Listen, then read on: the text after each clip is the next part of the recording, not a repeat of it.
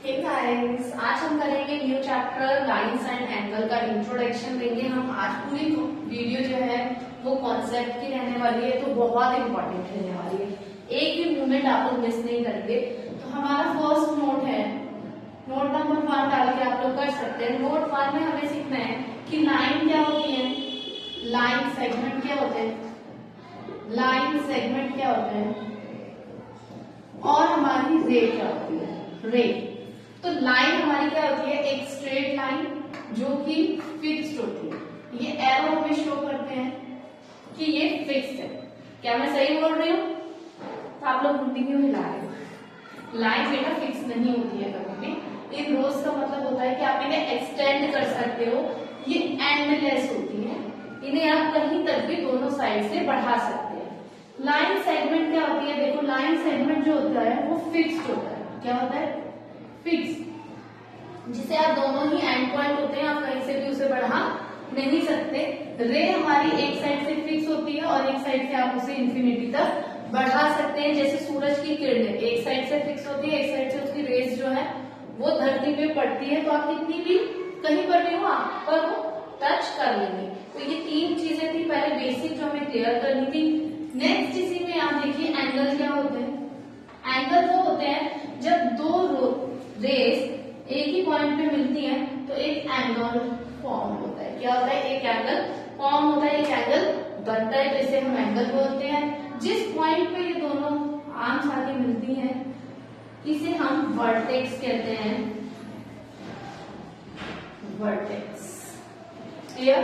ये छोटी छोटी चीजें हैं, इसके बाद हम आगे चलते हैं।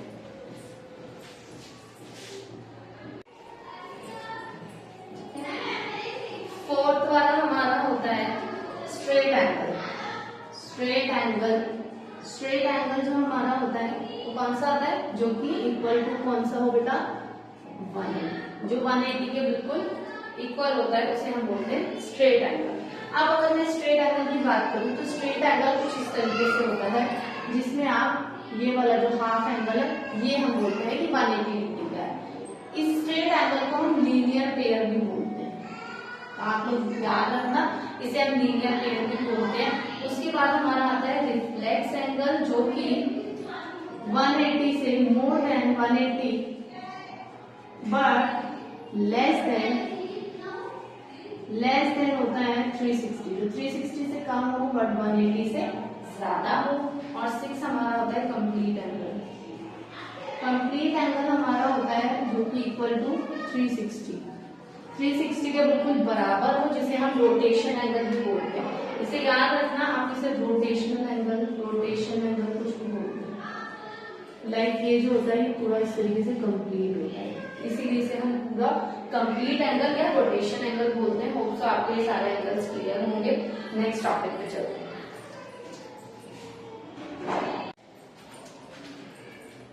ओके, तो नेक्स्ट टॉपिक हमारा है नोट 3, जिसे आप डाल सकते हो कॉम्प्लीमेंट्री। कॉम्प्लीमेंट्री एंगल कौन से होते हैं? जिनका सम जो है sum of two angle is equal to 90। जो दो एंगल मिलकर 90 डिग्री को बनाते हैं। लेट्स सी, मानिए ये वाला एक एंगल जो है ये 45 डिग्री का है, तो जो इसके अपोजिट एंगल होगा, क्योंकि इन दोनों एंगल्स को अगर हम प्लस करेंगे तो 90 आना चाहिए। तो ये वाला एंगल कितने का होगा? हम इसमें से इसको क्या कर देंगे? माइनस कर देंगे, तो ये भी 45 डिग्री का ही आ जाएगा। ये दोनों एंगल आपस में कॉम्प्लीमेंट एंगल कहलाते हैं। कौन सा एंगल? कॉम्प्लीमेंट। और इन्हें हम दोनों को मिला के कहते हैं कॉम्प्लीमेंट्री, जिनका सम होता है 90 degree. Supplementary angle, supplementary angle देखते हैं।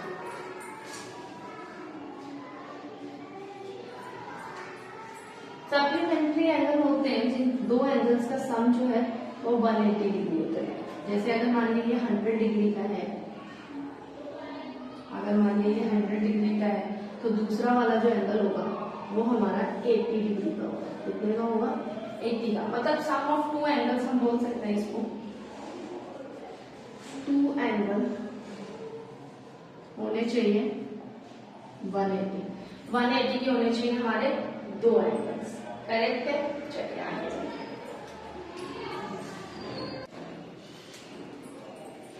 नेक्स्ट टॉपिक है हमारा एडजेसेंट एंगल। एडजेसेंट एंगल वो एंगल होते हैं बेटा, जैसे मानिए एक ये एंगल है, इसके अंदर एक कॉमन वर्टेक्स होगा। अब यहाँ पे हम इन्हें नाम दे देते हैं ए बी सी ओ।